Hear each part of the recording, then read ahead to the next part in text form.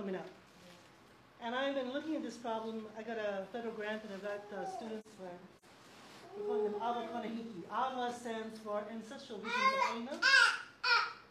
Konahiki, as you folks know, are people who serve the administration of the land. And so we've been doing a few things. Some of them have been transcribing land commission awards, and we're going to have them up on a website shortly for you folks to be able to get for free. And maps, we have 81 maps of the 81 AKUA of Oʻahu, going to be up on our website soon.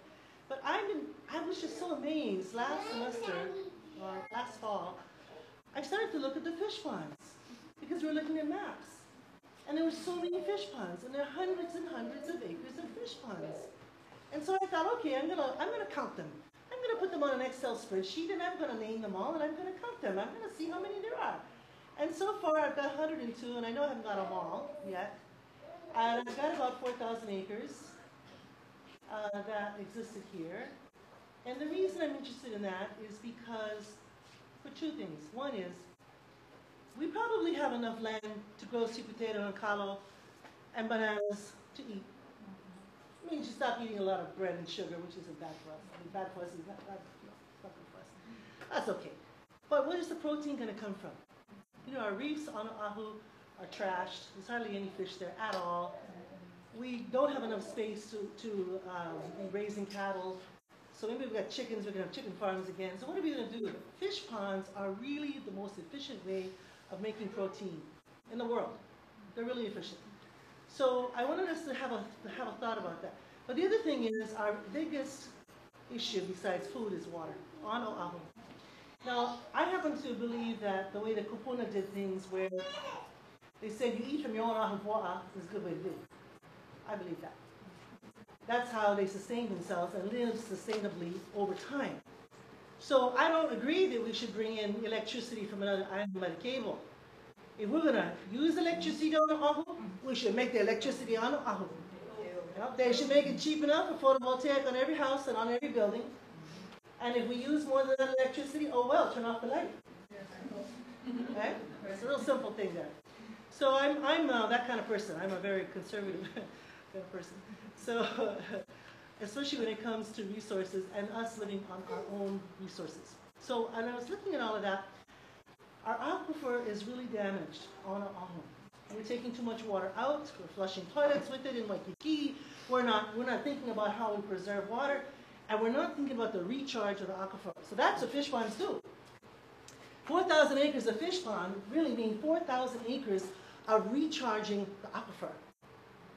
So if we went from 102 fish ponds down to 10, we have a small problem. How do we resolve that problem? Do we know what we can do about this? Oh, okay, that's fine. Would you please? Because I have beautiful maps to show. So, you know, I want us to be thinking about how we recharge the aquifer. One of the things I've learned from Kaio Duarte is that, and he's a water engineer, PhD from MIT, and he says that you get a greater recharge of the aquifer when you make lo'i in the mountains than lo'i near the shore. So one of the ways that we could recharge the aquifer is to make lo'i in the mountain areas. So if you look in every valley and you think about how you can put lo'i up there, that would be really good. Now the other thing I learned when I was looking at fish ponds and lo'i on Oʻahu is that fish ponds sometimes are made into lo'i, and lo'i were sometimes made into fish ponds. And that there were a lot of inland fish ponds on Oʻahu, hundreds of acres of inland fish pond, connected underground to the reef, and fish ponds along the reef and along the shoreline. So that we would see reef fish swimming underground through the aquifer and coming up in the inland ponds. Yeah? Isn't that amazing? So when I was looking at all this, my students and I we had a 3-year grant, and we're in the second year. In the first year, the first thing we did is we went out to the different local districts of Oʻahu. We wanted to look around. So we take a look. Okay, where's the boundary? We can see it on the map. Can we see it on the land? Where's the boundary here? Where's the ahupua'a? And as we came along and looked at ahupua'a boundaries, and we looked at fish ponds, especially I figured out in Kaneʻohe, it seemed to me that the reason why part of Mokapu is in Heʻia And part of Mokapu fish ponds are in Kaneohe is because the source of the water is Kaneohe and the source of the water is He'eia. That our kupuna knew that Ahupua'a are not land management areas, they are water management areas. So, you know, I study a lot with Pua Kanahele, she's my kumu, and I just think she's the most brilliant person I ever met. So I'm really excited. And I said, Pua, guess what? I found out that Ahupua'a are not land management, they are water management areas. She said, well, of course they are.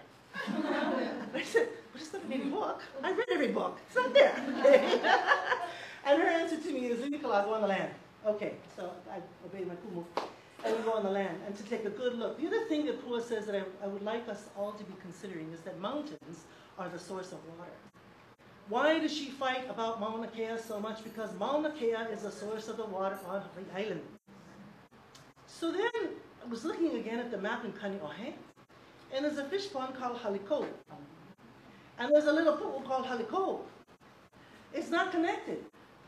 It's not the Haliko fish pond because Haliko runs from the mountain to the sea. That's not.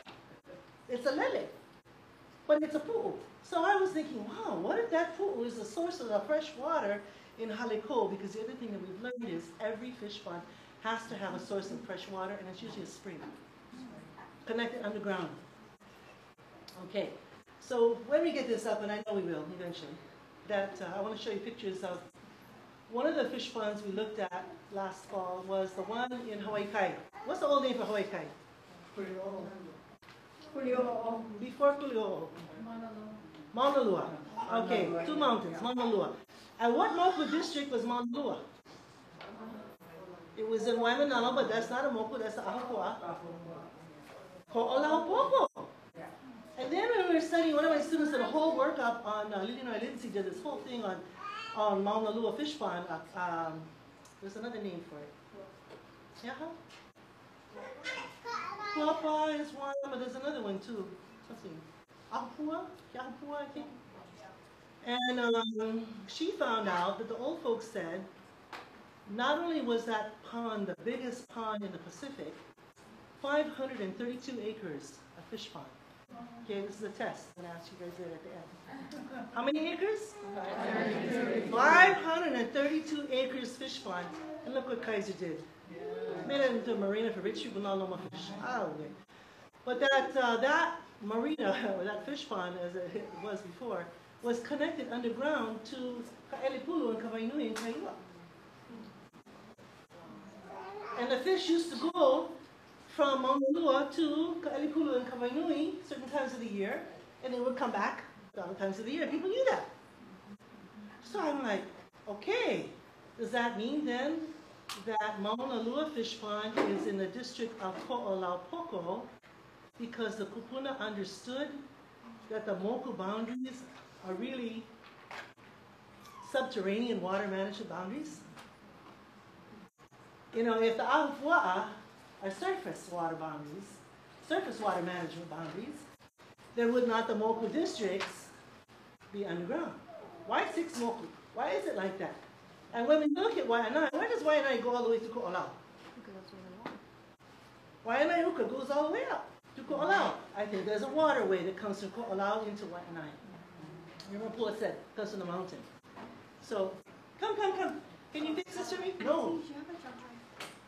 Oh. I can probably go run and get one from the halal. So you can Okay. and stick it in the back of the fridge.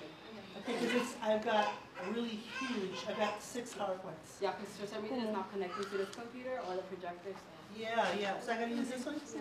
Okay. Okay, so I don't have a jump drive that can carry that much. Cool. Okay, I can probably try it. I got one. Huh? Is it clean? I don't know. No, is it completely empty? Because it's a lot of stuff. I don't know what's on this. Maybe I have an empty one. Follow mine. Wait. Here we go. Wait, I think, try this one. Oh, this is a Windward jump drive. There you go. I don't think it's something. I need, let me go. Come on, my folks, who stop, sorry a bit.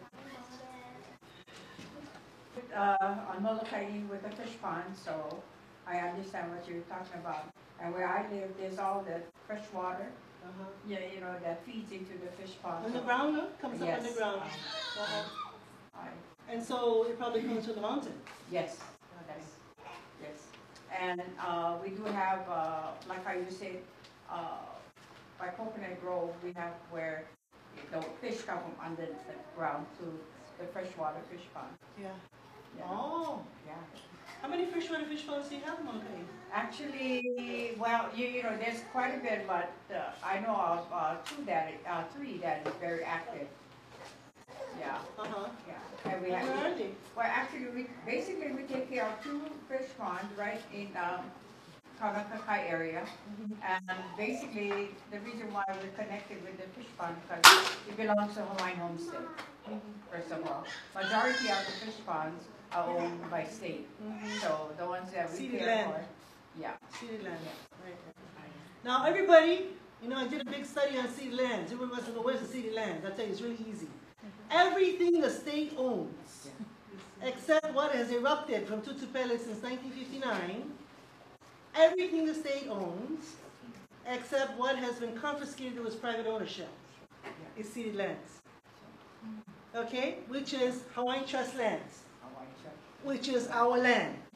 So if we were in control of our land, remember at Oʻahu in 1993, Oʻahu went forward and said to the legislature, well, we're no longer incompetent Hawaiians, incompetent adults, and we're no longer orphans, etc. We should be, we're professors, we're doctors, we're lawyers. We should no longer be wards of the state of Hawaii. Everybody knows that according to the state constitution, Hawaiians are defined as wards of the state of Hawaii. Therefore, they get to control our land in a trust relationship. I don't know how you can trust them. So we said, we'd like the land back now, please. And then you can ask us for money. Wouldn't that be good? Yeah. And that will happen one day. So we just got to know where that is. And so it's really important to me for us to, and I'm very passionate about it, because I want land for my grandchildren. I want land, all the cousins who had to leave because they couldn't afford to live here. I want them to come home, and I want land for them. So I know people fight over Hawaiian homelands, but that's only 200,000 acres. You know, the ceded lands is 1.8 million acres.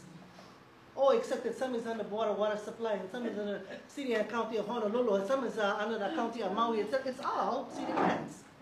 So what we see is a untrustworthy trust. Okay, I want the Haumea Fishponds first. Yeah, there we go. Okay. Okay, thank you.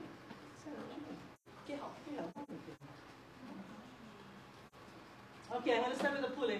Maybe we can turn the lights off. Is that okay, person who's filming? Can you turn off the light? Yeah, we're just going to film. We just want to see this in here. I want to start off with the pule because, you know, it's important. I just have to just press this thing. Oh, very good. Okay, thanks. But I also like you to know what I'm praying for. Okay. I keep praying the same prayer because I think if I pray it long enough, it'll happen. So this is my prayer. Aina makupo, aina makuogiru. Oholi kukupunawai ni ohumea kukumana opele kuakuae. Oku one enuakua kamaina. Olo makuaho haikia. O kaune kani kawayala me kanalu ai. Emaliu kualui. Maya mato kaina, maya mato kia, maya mato kia puni, maya mato mano kalavu. Malamay ului ko kumau pula pula, akor bubu makayo niya kaigo palalahalay. Palaina miya pawe, mama uana. Mahalo. Okay, I'm going to go past this stuff here and I'm going to go straight from that. So I like to talk about the Wahine couple. I like to talk about ancestors. I like to talk about the gods, the female ancestors. Puakana says don't talk about them as gods, talk about them as elements. It's okay, elements. All right, let's put that into elements. Now I was talking to you about water management. and how we cannot grow food on Oʻahu unless we understand water management. And then I was thinking, so where do we find out all the ancient things about water management? And when I looked at all the things that we know in Hawaiian mythology class, it seemed to me that the AKUA most closely associated with water management are mo'o, especially the mo'o wahine. So I'm going to talk a little bit about mo'o wahine and their relationship to fresh water, to fish ponds, to ocean water. And I want to talk about Haumea, who is a mo'o wahine. Okay, so she's a mo'o. Talk about what we know about her and what we understand from her. So, you know, what we know about Haumea, and this is the place where she lived. This area here is Kualoa, and the cliffs on the right-hand side are called Paliku, and this is where Haumea lived. Right? Haumea is the goddess of knowledge, of childbirth, of politics, and war. And I want to look at the knowledge part of it today.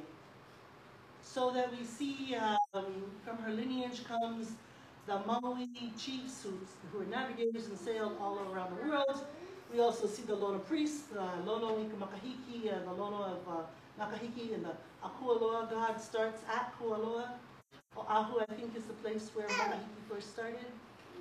And so that is, Lolo is part of the Paliku lineage. The priests of Lolo are called Paliku. All of this has to do with Haumea here. So she is a goddess of knowledge. And we hear this phrase for her, Haumea Hanau Makalolo. That is, Haumea who gives birth from the brain. And in the Kumulipo, she gives birth to various goddesses from the brain. But what comes out of our brains are ideas. And that's what she's giving birth to, ideas. So there's all different ways of looking at the world that comes out of the Haumea lineage, that Paliku lineage. Yes, so Haumea Hanau Makalolo. And one day I realized, wow, so this is the kind of knowledge that actually does come from Haumea. Let's see. What else do we know? We know that there are 3 papas, and many of you have been to the Papaku Makawelu workshops that Huakanehele and her team have done, and this really is back to their work. When you look at the Kumulipo, it talks about Haumea, it talks about Papa Huli Honua, Papa Huli Lani, Papa Nui Hanau Moku. These are the 3 different ways of looking at the earth. This is a way of knowledge, of classifying knowledge. So Papa Huli Honua is the one who seeks to understand the earth, like Pele. Not just the goddess, but the Pele itself, the volcano. Or Namako Kahai of the ocean. And then we have Papa Huli Lani, who seeks to understand the heavens. Like Hina, woman of the moon. Hina is a Haumea projection. She's in the moon. She's not on the earth, she's in the moon. I like to always quote my friend from Tahiti, Heipua Bordes of Tahiti says, Hina rules the nights of the moon. Hina represents the teachings of the lunar calendar regarding what nights to fish and farm. Hina teaches the movement of the moon through the sky. So all that knowledge about fishing and farming, which you have to know in conjunction with water and water management, comes under this kind of idea, under Hina. So the moon calendar is something we learn from Hina. We learn what nights of the moon to do things, wherein the men go to the temple to worship various gods. Hina teaches her son Maui how to fish up the land and to slow the sun. Oh, spell land. And how to slow the sun. This is female knowledge. Yeah? How to slow the sun. Again, Heipua Bordes of Tahiti says that Maui slowing the sun teaches us about the solar calendar. The movements of the sun's use in navigation and in the prediction of weather. All of this is female knowledge. So females, this is for you to know. And teach to your sons and your children. Papa Nui Hanau Moku, Papa great in the birthing of all things. And of course, then we come to what gives birth most frequently is the Ukuko'a, the coral polyp, which is the body of Hina. So Hina of the moon, Hina of the reefs, Hina of the coral, Hina of fertility, that's all of us. You know, Hina, some places they say Hine, some places they say Wahine, that's who we are. So the coral reefs are the body of Hina. This is why women do inshore fishing, but this is also a place of mo'o. The reefs are a place of mo'o. We're going to see a lot of fish ponds built along the reefs where different mo'o rule. Haumea, of course, is a goddess of politics and war, and there are various war gods that were made from her body. And then we also know that she's a goddess of childbirth, that the hau flower is used to make birthing easier. She is the mo'o Wahine, the lizard goddess. Now this is a Maori painting, but I like to use it every time I acknowledge it's a Maori painting. I just think it's one of the most fierce, fabulous mo'o I've ever seen. But this mo'o, especially on Oʻahu, is often female. Oʻahu is the center of female power in the Pacific. In the Pacific. Sometimes the mo'o is a woman sunning herself, usually by a body of water. She's a woman with attitude. And of course, we always tell our sons, don't go with that woman, that's a mo'o. Don't sleep with her. Don't do that. Don't even, no children with her. But then we find out all of us are a little bit mo'o. They would never have grandchildren. But I think, because, we all have attitude. But the story about mo'o Wahine is that they would often seduce human men, and after they were done with them, they would drown them. Because they didn't want them to sleep with anybody else. You often hear in my lectures about Hawaiian sexuality, moi aku, moi mai. Oh, not this time. So she's usually by a body of water, such as Kane Kawaiʻola, who's a female Kane, goddess of fresh water. That fresh water in which we grow the kalo, our sacred ancestor. These are all areas. And of course, Haumea, the goddess of Fishponds, who's also known as Kalaipahoa, the goddess of death, because as we always have heard from our mothers, I brought you into this world and I will take you out if you do not obey. So, na wahine mana, powerful Hawaiian women. Na wahine Haumea, daughters of Haumea. Is it really almost 3 o'clock? Is that right? Oh, yeah. Okay, I'm running on. So this female rule began on Oʻahu, and it begins where Haumea was born in Nu'umealani, sometimes called Nu'umehalani, in Nu'uanu, and it's kind of where that star is. It's on the cliff. Let me see if I can get it. Here we go. This is a map of Nu'uanu with Nu'umehalani. And if you go to the Oʻahu Country Club, see where those tall trees are, that's where we find the birthplace of Haumea. And actually there is a heiau up there. There's remains of a heiau. And Kamakau says it was the first haleopapa. Do you know that we are the only women with haleopapa in the whole world? Aotearoa, they don't have. Tahiti, they don't have.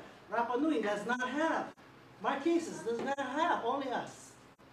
Only Hawaiian women have a special temple where women go to worship female gods. So that's pretty powerful. And it begins here in the cliffs above Nu'uanu. So the heiau is called Kawaluna. I know some people think that's the name of the heiau below. The name of the heiau below is called Kahanayaki AKUA. It's for Wakea. The one up above is for Haumea, and it's a haleopapa. Okay. We sometimes hear, but have not really talked about that much, about how a haleopapa and the halepe'a are the one and the same.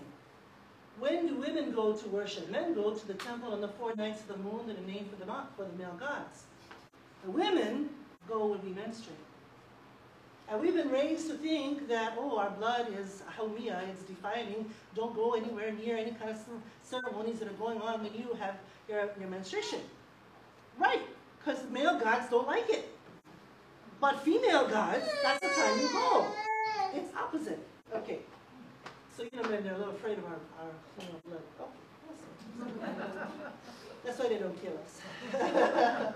So this is a time of communion with the female AKUA, and actually, Kuhinapapa, who's the first female ruler of Oʻahu, is named after the temple, the birthing temple of Kuhinapapa that many of you know on the side. And as you are standing at Kuhinapapa and looking up to Ka'ala, and I may forget, but there used to be a fish pond at the top of Ka'ala called Hina. Had reef fish there. That whole ridge that comes down from Ka'ala past Kuhinapapa is named for mo'o. That's another very big mo'o area. So I think we don't understand enough about this birthing heiau and its connection to mo'o. And you know, I'm a Pele person. I'm not saying this because I'm a mo'o person. I'm a Pele person. Just so happens. This is what I found. Kalanimanuia, the daughter of Kuhinapapa, was the ruler of Oʻahu around 1400, and she built a lot of fish ponds in this area. This is Pearl Harbor. I'm going to come back here. So, let's look. Okay, Haumea is mo'o, Wahine, and mo'o are powerful lizard or water spirits of Hawaii and waterfalls, fish ponds, even in the ocean. There's stories of them in the ocean seducing human men. They're greatly feared and revered throughout Polynesia. In Hawaii, they're almost always female. And so we have some of them that are important, like Uli, Haumea, Walinu'u, Walimanoanoa, Kalamanu'u, Kiha Wahine. Their altar is called Puaniu, which is kind of interesting. I don't know too much about them. I met people who are descended from Mo'o and the Mo'o tradition, and I asked them, I'm curious, can you tell me about the worship? No, cannot tell. I'm pain of death. So the reason we don't know a lot about worship of Mo'o is because if you tell, you die. Oh, that makes sense. Their color is yellow, sort of this golden yellow that we see here. They're worshipped in the Haleopapa. They're a source of female mana. So I'd like to begin our survey of Mo'o on Oʻahu with its fish ponds. Kind of here looking at, I'm going to come back to this map, but there is a Mo'o of AKUA called Laʻilaʻi. When she comes down when there's a heavy rain, she shows herself. In the Pualoa area, there's a Mo'o called Kane Kua'ana, a very powerful goddess from whom the Oʻahu chiefs were named. So when you look at Oʻahu genealogies, you'll find all these Kane names. And if your last name is Kane, or if your cousins are Kane, or you have any Kane names, I'm sorry, you're Oʻahu. You are. And it's usually the females that were called Kane, some other female chiefs that were called Kane. So like Kane Kua'ana, there's a lot of Kane names we'll see in Oʻahu genealogies. And I think they're being named for her because chiefs are named for the gods. Okay, that's a different lecture. In Kona, we see a lot of fish ponds. We're going to come back here in a minute. I wanted to just put this up here in Waikiki. All the fish ponds you see at the bottom of this map is where Fort Tarusi is today. We're all filled in. And all this is all, let's see, Makiki and Mo'iliili, Kapahulu. All of those blue lines are all white. And all of those were lo'i in there before. When you look up at the top, you see some kind of almost rectangular things. Those are freshwater pools that we're going to see some pictures of later on. One was named Maui, but another one was named Mauoki. And the mo'o of this area is Mauoki. When they put University Ave through, they filled in those fish ponds up at the top. And there are stories about how after they filled them in, they would have sinkholes. One of the restaurants had a sinkhole. And the fish would come up into the sinkhole. There's water and fish. So the restaurant, no doubt Chinese restaurant, would catch the fish, cook them, and feed them to the people who came to the restaurant. But see those, how far away they are from the ocean? They're connected underground. Is that cool? Yeah. I only learned this a year ago. I'm just totally amazed. And here's some other better drawings of those fish ponds. We'll get back into that here. So here's Kuapa, 532 acres. Largest fish pond in the world, I was saying, but maybe it's only in the Pacific. I hear they got pretty large fish ponds in Southeast Asia that I didn't know about, so maybe I gotta go look at that. But this fish pond is truly amazing in that we don't find fish ponds like this anywhere else in the Pacific, only in Hawaii. And really, foremost on Oʻahu, secondly on Molokaʻi, we have some fish ponds in the other islands, but 102? That's a lot. Okay, we find them in around the island. I'm going to stop that one right now, and I'm going to go to, how do I stop and get out of this? I wonder. Escape. Escape? Where's the escape? Oh. Thank you. Okay, I want to go to, let me close this. Oh. Let's look at some fish ponds. And I'm going to start in Ko'olaupoko because that's where the makahiki started. So here's a 1909 map, a set of maps that I found in VLNR, which are going to be available on our website shortly. of the different fisheries of Oʻahu. 1909, Americans are counting up everything that's here. These set of maps were done actually by Montserrat. And so we're going to start here at Kualoa because I want to walk in the footsteps of the ancestors and understand why Makahiki starts there. And what are they learning? And why are they doing it there? And you know, if Makahiki is a time when Korahiki get replaced if they don't do a good job, then what's the relationship that goes on between the god and the people, production of food, and the administrators? How do you administer the land properly, and it's actually the water properly, in order to increase the efficiency of food production? Female hana. Okay? It's all your work. It's work for you folks to do. Okay. So for Ko'olaupoku, there were 23 fish ponds, 1,837 acres. Yeah. And here's kind of an overview of Ko'olaupoku. That doesn't include Kaneohe Te Waimanalo. And I wanted to look back here at Kualoa, the Aina Paliku, the Aina o Haumea. Here's a little map. And the fish pond that we see. Do I have a mouse? I do. Here's my mouse. This fish pond is still working order. It's not in Kualoa, it's actually in Hapiku. This is Moli'i fish pond. This other fish pond has been filled in. This is Koholalele. Oh no, this is Koholalele. That one I think is AKUA fish pond. And this is a map from sites of Oʻahu that I'm not supposed to show, but it's clearer, you know what I do. But here's the 1909 map.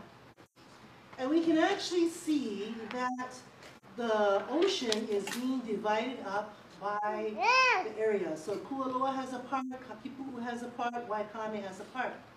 It's not just fish ponds, but it's also the reefs and the fisheries. Now, the story about fish ponds and mo'o is that when the mo'o wahine comes to live in the fish pond, the fish come rushing into the pond. Did you know that fish love to be eaten? They're male, and they love to be eaten. But only by good people. If you're not a nice person, they won't come. So, you know, mo'o wahine have this very sexual attraction. They call the maleness of the world, and the male fish come and we eat them. Well, they don't only come to the fish pond, they come to the reefs as well. So we see that there is that wahine, that Haumea to Hina to mo'o wahine that comes together in this water, fresh water and salt water. I'm going to take a zip around. How long do I have? 3:30, yeah? 3:30 you recall, or 3:15? 3:15, that's right. Zipping along. So, here's a very ugly map of Kaneohe Bay. And let's take a good look at this. This is Heipua Pond. This is a 1909 map. Various coral ko'as that are in the Kaneohe Bay are actually really good for fishing and had different kind of fish that live them, and each one would have had their own name. I wanted to be able to show you these maps. And of course, here's another version of this map of Heipua Pond. Meheanu is the mo'o. Sometimes she's a puhi. She can change her body there. This area above the pond, here's Heipua Pond. This area above is Ma'eli'eli, and here's Meheanu. Ma'eli'eli is also a mo'o. Here are some of the other ponds we found around Kaneohe Bay. You can see there's a Punalu'u fish pond, there's a Kiana, there's Waikalua, there's Mikiola, there's a Mahinui. All the way around there's little ponds. Some of them are big, some of them are little. But when we get into Mokapu, these are the ponds of Mokapu. This should be Nu'upia, it's misspelled, and it should be, it's not Heleloa, it's Haliko. That's wrong. Yeah. And there's Kaluapuhi down over here. You know, these guys have a few things wrong. They're calling it Heleloa Pond because it's the Heleloa land area, but that's not the name of it. So there's these ponds are really quite big. These are hundreds of acres here. Then we come into Kailua, and the fish pond of Kawainui is full of the mo'o wahine. Let's see. Now, many of you might not know, I didn't know certainly until my students did research on this, that Kawainui fish pond and Ka'elepulu, which of course has been filled in a lot, were connected. See that? They were connected. So the water went back and forth and out to the ocean here. And I think actually they were connected more than this waterway. I think they were connected underground too, because the water was going back and forth. And we look at that today.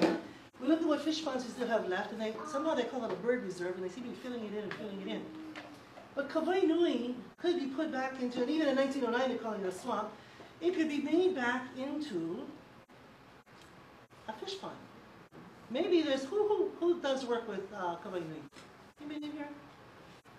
Maybe there's not enough fresh water coming into it because up in the mountain they're taking the water to town for tourism. Yeah? But if we could figure that out, we certainly could grow fish there, and that would be really good for us. I'm not so sure about Elipulu, about where the water comes from that, and they've you know, they put a lot of pesticides and all kinds of stuff in there, so it's kind of hard. But we should be cleaning this up. This is 400 plus acres of fish pond. These two here. Yeah. Here's another shot of that. Okay, so here's Kawaii Nui today. And then here's Ka'elipulu. It's an old photograph of Ka'elipulu. These are thanks to Ikaika, I'm looking to put his name in, Ikaika Mahoy did a project on this. And we're going around the corner to Mauna Lua. So this Mauna Lua is part of Waimanalo. It's an ili of Waimanalo. And you know what today is Hawaii Kai. And here is a drawing of that large fish pond that we were talking about beforehand. And here's the 1909 drawing of that fish pond. Along this area, there was a very large wall, according to Lily Lindsay, who did the research on this, that Kaiser had to break down when he actually put the made the marina. In any event, all of these places are fisheries belonging to that land. Here's Kuli'o'o, here's Niu, here's Wailupe. There's another fish pond there in Wailupe. Looks like there's a fish pond in Niu. It's a close-up of that fish pond that's now the Hawaii Kai Marina, Kuhinapapa, it's being called here. And so that's why, here's a shot, this comes from our AKUA website. Here's a shot of all of Oʻahu, including Mauna. So I'm saying, I think that that's an aquifer, a subterranean water boundary that local districts are at. Okay. See, that was very good. Hina, we go to Kona.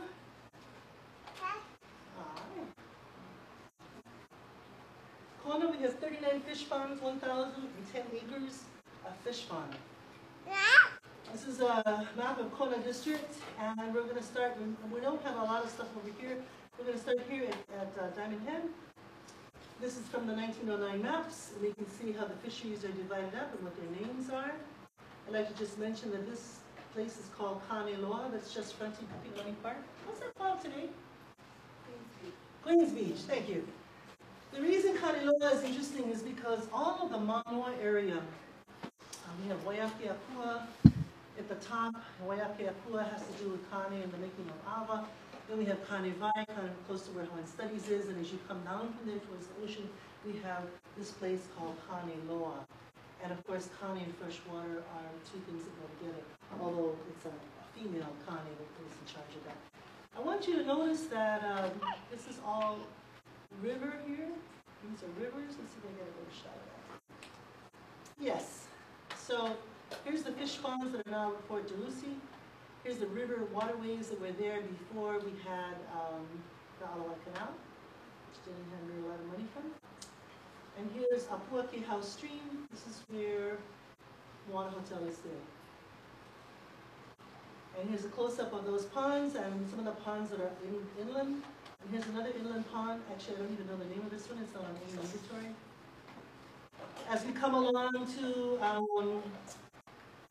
well, this is upland. This is the area where, here's Mao'oki. And this is where we're coming up towards University. And this is what it used to look like. So this is all the duck ponds and the fish ponds.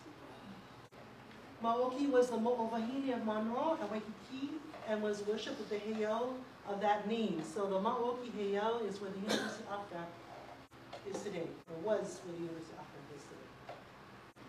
Then when we're looking at that, we see Mao'oki is actually in charge of all that water. Inland, coming down in Hawaii, in the Lo'i, and in the fish ponds. And here's a close-up of those fish ponds. So this is Fort Lucy area, and this is going towards Ala Moana area. And when I was a kid, my mother always used to talk about how Ala Moana used to be duck ponds when she was small. She's 92 now. So when she was small, it was all duck ponds. I was like, duck ponds? What are these duck ponds? Well, actually, this is the Ward Estate. And that's the inland pond there. Now we're going to go Mauka of this area. We're going to go back to Nu'uanu. And let's take a look at the mo'os of this place. We know about Haumea, the woman of Nu'uhalani. But there's also Mo'oinanea, Uli, Haumea, Walinu'u, Walimanoanoa, Kalamainu, all in Nu'uanu. Heavily watered place used to have lots of lucky there before. In fact, the waterways were so great in Nu'uanu, you used to be able to paddle a canoe from Honolulu Harbor all the way up to where St. Francis Hospital is there, into Pu'unui. So the waterways there were extensive, and they have to do, not surprisingly, they're involved with these kinds of Here's Kunawai Pond in eleihiwa, and it's the home of Mo'oinanea. I went there with my students, I think it was last July, and there's a plaque there that talks about how there used to be 5 ponds, and each of them had a different kind of mud in them that had healing properties, like alive, but different kinds, and they were all filled in except for this pond. So mo'o and healing and medicine and the waters that can heal you are all to go for. And of course, in Nu'uanu we have Kalamainu and her dog Pa'e, who sometimes get cooked and will come alive again. Go over to the next valley in Kalihi. This is where Haumea lived with Wakia up at Kilohana, and you can see the mountain of Kilohana. I want to thank Ulu Hopkins for this particular slide. But I'd like you to also know that the old name of Kalihi is Kalihivihi o Laumiha. And Laumiha is a goddess of reef fishing and of catching crabs and limu. That's what Laumiha does. And I found her in Kamakaua. So she's there. We go shoreline. This is the shoreline kind of where Kuili and Kawa Pond is where, this is Ibilei, and this is where Costco is today. Hundreds of acres of fish pond filled in over there as well on the south shore. More fish ponds here. This is coming on towards Ke'ehi Lagoon. Here's Ke'ehi. So the lagoon area, fish ponds all along that area, all filled in. And of course, the island that's out there in Ke'ehi Lagoon also had a fish pond. I don't have a name for that yet. Here are 2 fish ponds. There are Lilikala and Kahikapu. For those of you taking genealogy class, you know Kahikapu was a very important chief, son of Kalani Manaia. He built these fish ponds. 700 plus acres of fish pond is now where Lagoon Drive is. So when you drive across Lagoon Drive, going towards the airport, that flat area was all fish pond making food. And this is Haupua Cortez did a very good research project on this. So here are those fisheries, Lelepoa, Kahikapu. This is part of Kahikapu, and this is Ke'ehi. Okay, we're leaving Kona. We're going to Porto Eva.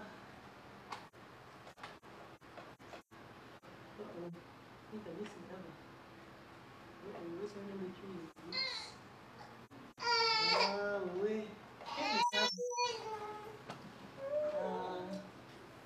Where's my, how do we plug in the jump drive? Oh, in the back. Oh, and this in that one. Can we do that? What are you guys doing? Where's Eva? You can stop Eva.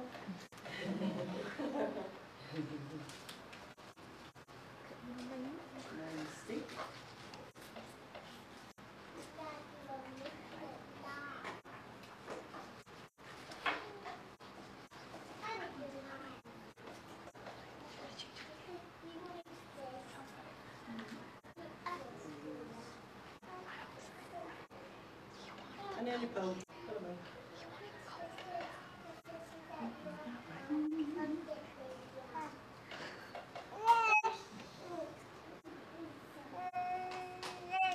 Kona and Eva. Wa'anai, Waialua, Ko'olauloa, not that much. That's what I want to show you now. these are associated with mo'o.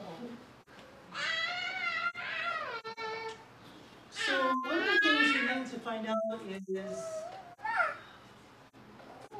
how are those things taught? What was taught? What do we know about water? And one of the people that comes from this mo'o tradition is Hina. She was actually in charge of what became the board water supply, the kingdom water area. Is that okay? Yeah.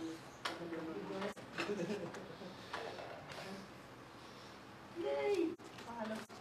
Go away now.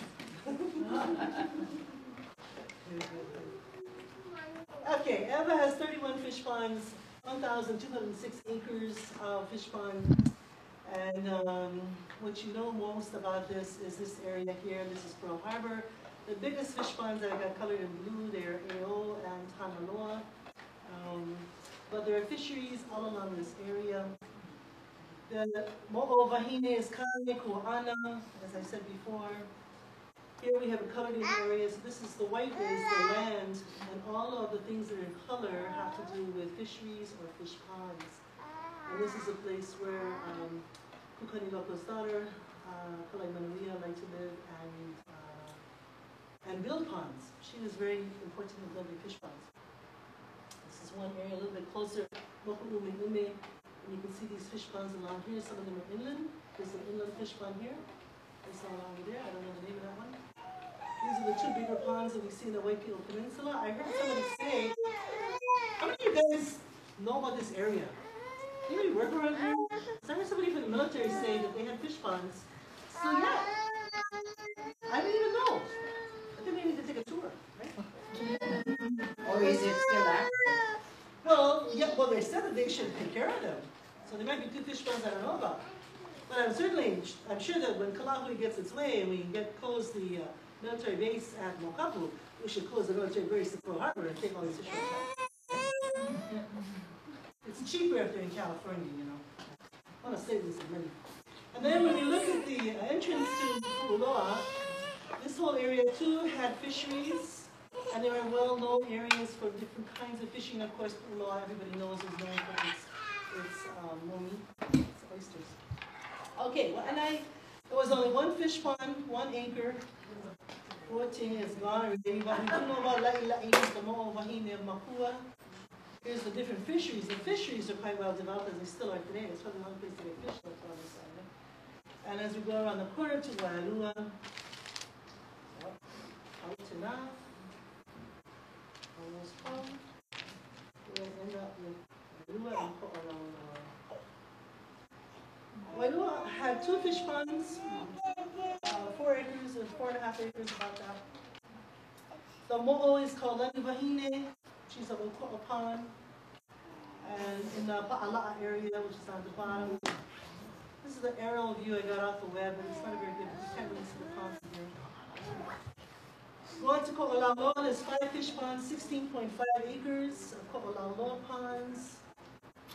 And we started Waimea Bay with the fisheries, lots of fisheries, lots of different kinds of fisheries, but not that many ponds that we can find. Although Kaluanui is very famous for its mo'o, and this is, I don't know if her name was Kaliuwa'a, but this area in the back is called Kaliuwa'a, and in Hawaii times it's called Sacred Falls. Sacred Falls, it's closed now, don't go there. But when I was a child, you know, in Kahana, I grew up in Kahana, and there was nothing to do in Kahana because before, you know, the mountains are so high, you couldn't really get television. And especially if the wind blew and the antenna fell down on TV. So we used to walk from Kahana to Kaliuwa'a for something to do. Yeah. We went up to the mountain. Everybody would tell us to be very quiet, don't make noise. And we go there, and the pond is very cold. And the test is, you know, you put a piece of tea leaf on the top of the water, and if it goes down, you cannot swim. No, because the mo'o is there. But if the tea leaf floats, you can swim. Because they didn't tell you that the first time you go in the water, you must have a heart attack. That's a very mo'o place up there. And then we come to Kahana. And Ka'awa, and we're back to where we started. This is our quick trip around, our makahiki trip around Oʻahu. And you can see that in Kahana, we know about Huilua Pond, It's still there today. There was another pond on this side, kind of where the coconut grove is. I think they filled it in. And there's a great waterway through there. I mean, Kahana could feed lots of people right there. So much food potential and so many old looking there. But notice that when you come around from Kahana, there's the Makaua fisheries area and the Ka'awa fisheries. Now, why am I pointing out a reef to you? Because when I was a child, the reef was our refrigerator. A lot of people didn't have electricity. They didn't have icebox. Nobody used the icebox. They went to the reef.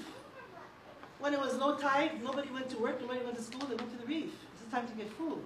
So each of these areas are being drawn out by Montserrat in 1909 because of the potential for fish and for making money for the American government. Isn't it wonderful? American capitalists. They want to know exactly how much fish they can get from our islands. And it's good because now we have a report. It's from the COGS report. And so these maps are available in DLNR. Pretty soon they're going to be available on our website. And that brings us back to the island of Oʻahu. And I didn't get to point out this too. Here's the Wahine coming up to Ko'olau. I'm sure that there's that pathway is there because there's a waterway there that comes down into Wahine. So when we look at where the water sources are, the Ko'olau Mountains, water sources for Ko'olau Koko, water sources for Kona, water source for Ewa, for Ko'olau Loa, for Waialua. Of course, you cannot discount Waianae, especially since there was a fish pond at the top. How many people knew the top of Ka'awa? Yeah, did you see a fish pond up there? Hulu. Okay, well, it used to be pond. And the pond was called Lua Kimi. Just there. Here we are. So what does this mean to us today? What does it matter to us for women? Well, 102 fish ponds, 4,075 acres. These are the legacy of the mo'o, Wahine. The Wahine Haumea, the daughters of Haumea. Of course, Tuolani and her Makavalu team. Oh, this spelled her name. Things that she learned from her own mother. Things that she learned from people like Yolani Wahine, because in the chants are great knowledge for us to learn and to understand. So we have people who have been educators, we have people who fight for sovereignty, we have people who are, both hula people as well as political organizers. And then we have our own kupuna, who taught us things about the world. This is my grandmother, Nadine Hariakala Mackenzie, and she spoke fluent Hawaiian. So in her time, she was taught not to teach her knowledge to the next generation. And what we can learn from that is that we must teach our knowledge to the next generation. Because look how much work we had to do to recapture her knowledge. This is my mother. She was really good at business. She was really good at making money. She couldn't understand why I wanted to be a professor. There's no money in it. So come to me being a historian. Come to my daughter who's a doctoral student in education and who's fluent in Hawaiian. And come to my granddaughter, Hina. All the things that we know as women, and all the ancient knowledge that we should know again as women, really tied into the future for our children and our grandchildren, because if we don't manage the water, who will? So, let me open up the questions.